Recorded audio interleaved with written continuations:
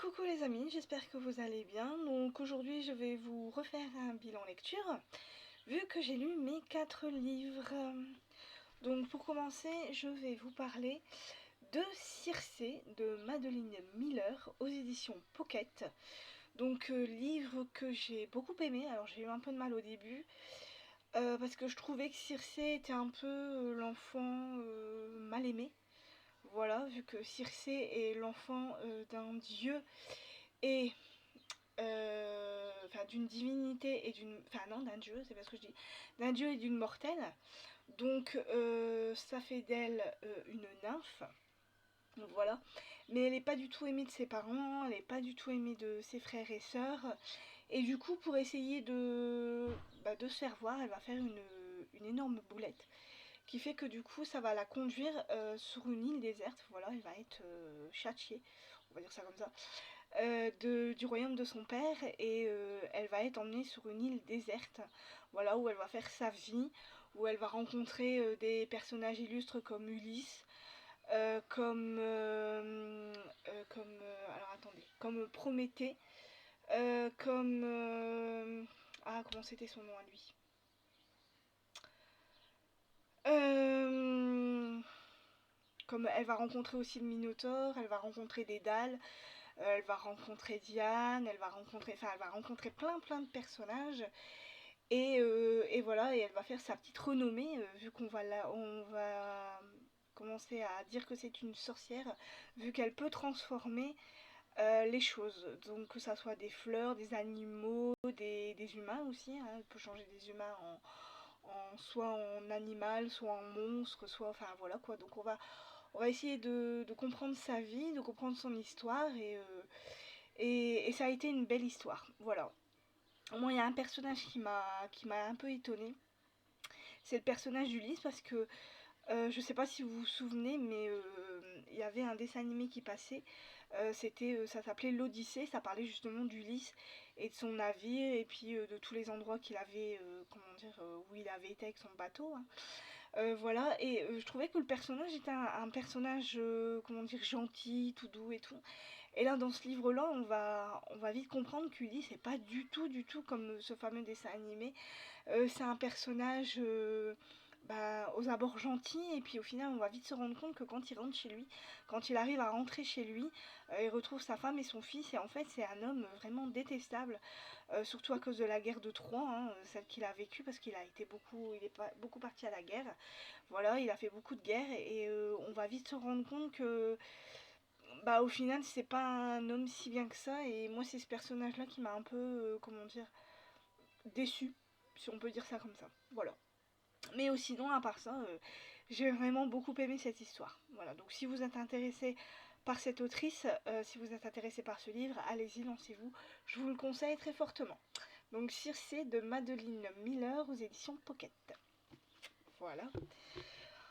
En deuxième livre, j'ai lu le livre de Thomas Mullen, Temps Noir, le tome 2. Voilà, aux éditions Rivage Noir. Donc là, on retourne à Atlanta, là on est en 1950, avec Lucius Boggs et Tommy Smith, voilà, qui sont toujours policiers, des policiers nègres à Atlanta. Voilà, ils sont toujours aussi maltraités, hein, toujours aussi mal vus. Là, dans ce livre-là, on va parler un peu plus du Ku Klux Klan.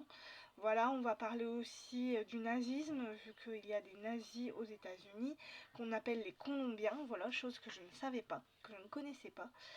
Et dans cette histoire, donc on va parler des familles noires qui vont au fur et à mesure emménager dans des quartiers blancs. Et ça va être très mal vu justement par les blancs, tout simplement. Et du coup, il va y avoir une grosse tension qui va se mettre dans la ville d'Atlanta. Et voilà, il va y avoir toute une petite histoire par rapport à ça, et il va y avoir des conséquences. Voilà, il va y avoir comment dire, on va parler aussi d'un trafic de drogue, de cigarettes, d'alcool, enfin il y a tout, un peu tout qui va se mélanger entre ça et le Ku Klux Klan. Voilà, qui veut un peu faire sa loi, et j'ai beaucoup aimé. Voilà, j'ai beaucoup aimé cette histoire, j'ai beaucoup aimé retrouver Lucius et Tommy. Voilà. Et ouais, je pense que je lirai le troisième. Voilà, c'est... alors, je m'étais trompée de titre, je crois que c'est Minuit à Atlanta, si je me trompe pas du titre. Voilà. Donc, si vous êtes intéressé, allez-y, lancez-vous. C'est une très belle histoire. L'auteur raconte très bien l'histoire de ces policiers nègres qui essayent de s'intégrer à la ville, qui essayent de, comment dire, de protéger tout simplement les habitants de la ville, mais surtout, si on peut dire ça comme ça, la race noire. Voilà. Donc Thomas Mullen, Temps Noir, aux éditions Rivage Noir. Voilà. En troisième livre, j'ai décidé de lire le nouveau, enfin, un nouveau Sherlock Holmes, un scandale en Bohème de Arthur Conan Doyle, qui nous parle de 6 petites nouvelles des aventures de Sherlock Holmes. Donc dans ce livre, on va être avec plusieurs personnages différents, hein. On va être avec comment dire, la première histoire c'est un scandale en Bohème. On va être avec un roi, voilà, de Scandinavie, je crois, quelque chose comme ça, qui a peur d'un scandale qui pourrait lui arriver. Et du coup, il va charger Sherlock Holmes de résoudre son petit problème pour ne pas que sa future femme découvre ce qui s'est passé entre lui et une autre femme. Voilà, donc ça va être la première histoire. On va être aussi avec une autre histoire avec un homme qui est roux, voilà, un rouquin. Voilà, qui vient de, de se faire avoir tout simplement dans une arnaque. Voilà, parce qu'il faisait partie de la Ligue des rouquins, si je me souviens bien du titre du... Oui, la Ligue des rouquins. Voilà, on lui aurait proposé d'aller dans un endroit et de faire partie de cette fameuse Ligue des rouquins et de gagner une certaine somme d'argent par semaine pour tout simplement écrire, ou réécrire l'encyclopédie par ordre alphabétique, enfin quelque chose d'assez ouf. Voilà, et en fait, Sherlock Holmes va vite se rendre compte que c'était juste une supercherie, mais voilà, on découvrira ce que toute cette histoire, comment dire, le secret dans toute cette histoire, voilà. Après aussi, on va faire la rencontre d'une femme qui est tombée amoureuse d'un homme, mais comment expliquer cette histoire, mais cet homme disparaît du jour au lendemain et elle voudrait savoir ce qui s'est passé, pourquoi est-ce qu'il a disparu comme ça.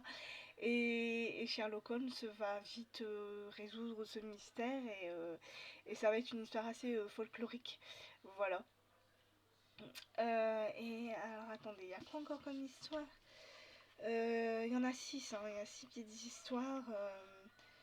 Le mystère, ah oui, le mystère de la vallée de Boscombe, je sais plus. Ah oui, c'est... Alors, le mystère de la vallée de Boscombe, c'est un homme qui va être tué, voilà, sur sa propriété. Et on va penser que c'est son fils qui revient de... Je sais plus de quel endroit, et on va penser que c'est son fils qui a tué le père, tout simplement. Et Sherlock Holmes va vite découvrir que, voilà, ce qui se cache derrière tout ça. Que c'est une vieille histoire qui remonte un peu à loin, et enfin, en fait, c'est une vengeance, c'est tout simplement une vengeance. Voilà, et on va faire à lui pour essayer de résoudre ce crime, hein, ce mystère. Voilà, et on va être aussi... Alors, attendez, la même Boscombe, donc ça c'est bon. Ah oui, il y a aussi les 5 pépins d'orange. Les 5 pépins d'orange, c'est par rapport au Ku Klux Klan. Voilà, c'est une histoire par rapport au Ku Klux Klan. C'est un homme qui un jour, lors de son petit déjeuner, il va recevoir une enveloppe et dans cette enveloppe, il y a 5 pépins d'orange. Et il y a un mystère là-dessous et au final, il va finir par être tué. Donc c'est, si je me souviens bien, son fils qui va faire appel à Sherlock Holmes pour résoudre ce mystère. Et c'est là qu'on va se rendre compte qu'il y a une histoire de Ku Klux Klan dans ce mystère. Voilà. Et pour la dernière histoire... Alors, qu'est-ce qui va encore se passer? L'homme à la lèvre tordue, je sais plus. Enfin, c'est plein de petites histoires comme ça qui sont super intéressantes. Ah oui, l'homme alors l'homme à la lèvres tordues, c'est oui, oui, oui, oui, oui. C'est l'histoire d'un homme qui, alors attendez, qui se marie avec une femme et qui du jour au lendemain aussi disparaît. Donc du coup la femme va aller voir Sherlock Holmes parce qu'elle se demande pourquoi son mari a disparu comme ça du jour au lendemain. Et on va découvrir qu'en fait son homme n'a pas disparu, mais enfin je sais pas, il se déguise en vieux monsieur pour essayer de gagner de l'argent. Enfin, c'est une histoire assez rocambolesque, mais c'est une histoire assez rigolote en fait. Voilà. Et j'ai bien aimé ces petites histoires. Donc, si vous êtes intéressé, bah n'hésitez pas. Voilà, parce que bah moi je trouve que Sherlock Holmes c'est un très bon personnage. Arthur Conan Doyle écrit très bien ses histoires et voilà. Donc Sherlock Holmes, un scandale en Bohème d'Arthur Conan Doyle. Voilà. Et donc pour finir, j'ai lu le livre de Camille Agrèbe, L'horizon d'une nuit, aux éditions Calman Lévy Noir. Comment vous dire? Alors, c'est pas que j'ai pas aimé, j'ai bien aimé, voilà, mais j'ai moins aimé que ces 4 livres précédents. Voilà, ça l'a moins fait avec moi. Alors la fin, enfin, quand les pièces du puzzle s'assemblent, l'histoire devient de plus en plus intéressante. Mais je dois dire que le début, enfin, c'est surtout un personnage que j'ai pas trop aimé, c'est le personnage de Maria, que j'ai pas trop aimé. Voilà, qui va nous raconter justement au début donc sa vie. Voilà, elle va nous raconter que elle s'est mariée avec Samir, voilà, qui est un Marocain. Enfin, il est d'origine marocaine. Il vit en Suède depuis quelques années avec sa fille et il va rencontrer Maria lors d'une soirée chez une amie à elle, enfin à eux deux. Voilà, et ils vont tomber fous amoureux l'un de l'autre. Et Maria a un fils, Vincent, qui est extraordinaire. Il a la trisomie 21, mais il a son monde bien à lui et il est touchant ce gamin, il est génial. Et, euh, et donc voilà, ils vont s'aimer, ils vont se marier, ça va être une famille recomposée, donc ils vont vivre dans la maison de Maria. Voilà, tout simplement, et ils vont commencer leur vie, leur vie de famille recomposée. Et malheureusement, ça va un peu mal se passer avec la fille de Samir, Yasmine. Voilà, qui est une. Alors au début, ça se passe bien, et puis d'un seul coup, euh, comment dire, le comportement de Yasmine se dégrade au fur et à mesure. Elle devient exécrable avec Maria, elle s'habille vraiment. Désolée du terme que je vais employer, mais très très mal, enfin comme une fille vraiment bien dévergondée. Sauf que son attitude avec Vincent, même son attitude avec Vincent, il va se dégrader au fur et à mesure, mais elle va rester la grande sœur de Vincent parce que Vincent l'aime beaucoup. Voilà, pour lui c'est voilà, ça va être sa grande sœur. Il va vraiment aimer Samir et Yasmine. Sauf qu'un jour, malheureusement, Yasmine va disparaître et on va accuser tout simplement le mari de Maria, Samir, voilà, d'avoir tué sa propre fille. Et au fur et à mesure, en fait, c'est les personnages qui vont raconter chacun la version de leur histoire. Donc on a Maria qui raconte sa vie, sa rencontre avec Samir, avec Yasmine, enfin bref, voilà. Après on a le petit Vincent qui lui va raconter sa version de l'histoire. Après on va avoir Gunnar qui est un des policiers qui va enquêter donc sur la disparition de Yasmine. Voilà. Et on va être 20 ans plus tard avec Gunnar et c'est à partir de ce moment-là qu'on va comprendre vraiment ce qui a bien pu se passer. Après, on va être avec Yasmine en l'an 2000, voilà, qui elle va raconter sa version de l'histoire et ça va être la révélation du siècle en fait. C'est à partir de ce moment-là que ça va être vraiment intéressant. Et voilà, et au fur et à mesure, donc tous les personnages vont raconter un petit peu leur version et on va vite comprendre ce qui s'est réellement passé, pourquoi Yasmine du jour au lendemain a disparu. Euh, voilà.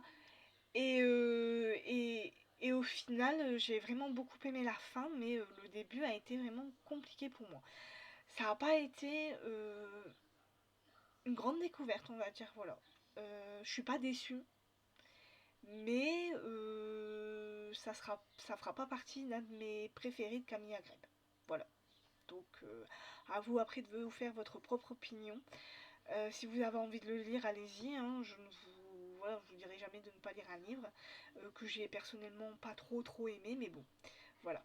Donc Camille Agreb, L'horizon d'une nuit, chez Calman Lévy Noir. Voilà. Alors, donc voilà pour mon petit bilan lecture. Donc maintenant, je vais commencer à lire le livre de Sandrone Dazieri, La danse du gorille. Et je viens de voir en fait que c'est, comment dire, c'est la suite apparemment d'un livre qui date de 1999. Il le dit. La première aventure du gorille sortait en librairie. Donc je trouve ça un peu dommage, il aurait dû le dire avant. Que c'était une suite parce que je pense que, enfin d'après les critiques que j'ai vues, apparemment on va faire justement le livre va faire référence à cette fameuse série de 1999 avec le gorille et je trouve ça un peu dommage, donc j'espère que je vais pas trop être perdue et que ça va le faire, voilà, parce que j'adore cet auteur, j'adore ses livres, je les ai à peu près tous lus, donc voilà. Donc Sandrone Dazieri, La danse du gorille, aux éditions La Bête Noire chez Robert Laffont. Voilà. Donc après j'ai l'intention de lire Anne Arsène Lupin, Le cabochon d'émeraude de Maurice Leblanc. Donc apparemment là on a 4 petites nouvelles, voilà, ces 4 petites aventures d'Arsène Lupin. Donc on a donc Le cabochon d'émeraude, on a L'homme à la peau de bique, Le mystère du pont de bois et Le par-dessus d'Arsène Lupin. Donc voilà, donc c'est un petit livre qui ne fait même pas 200 pages, voilà, il ne fait que 130, ouais, on va dire 140 pages à peu près, voilà. Donc c'est vraiment un petit livre. Hein. Je pense qu'en une journée, je vais l'avoir fini, il n'y a pas de souci. Donc voilà. Après, j'ai l'intention de lire Mort sur le Transsibérien. Voilà, une enquête d'Olga Pouchkine aux éditions Hugo Thriller et c'est de C.J. Farrington. Voilà. Donc là, on est en Sibérie, bien évidemment. Il va se passer, je pense qu'il va se passer quelque chose dans un train. Donc voilà, et c'est Olga qui va enquêter sur ce fameux meurtre dans le Transsibérien. Donc on verra ce que ça donne. Je vous dirai mes impressions quand je l'aurai lu. Voilà. Et j'ai l'intention de lire à nouveau Sherlock Holmes, Les Scarboucles Bleus. Voilà. Donc je ne sais pas du tout de quoi ça parle. Je vous le dirai quand je l'aurai lu. Voilà. Donc voilà toutes mes prochaines lectures. Donc j'espère que ce bilan lecture vous aura plu. Je vous ferai une vidéo demain j'ai envie de vous faire un bilan. Comment dire, pas global mais à moitié de l'année. Voilà, comme on est au mois de juillet, j'ai envie de vous faire un bilan à moitié de l'année pour vous dire le nombre de livres que j'ai lus, si j'ai eu des coups de cœur ou pas, si le nombre de pages que j'ai lues en tout depuis le début de l'année. Voilà, donc j'ai envie de vous faire une petite vidéo comme ça, donc elle viendra, je vais vous la faire demain. Et donc du coup elle sera demain sur YouTube, donc voilà. Donc j'espère que ce petit bilan vous aura plu, j'espère que mes prochaines lectures vous plaisent, vous plairont et moi je vous dis donc à bientôt donc pour demain donc pour ce fameux demi-bilan de l'année. Voilà. Bye bye.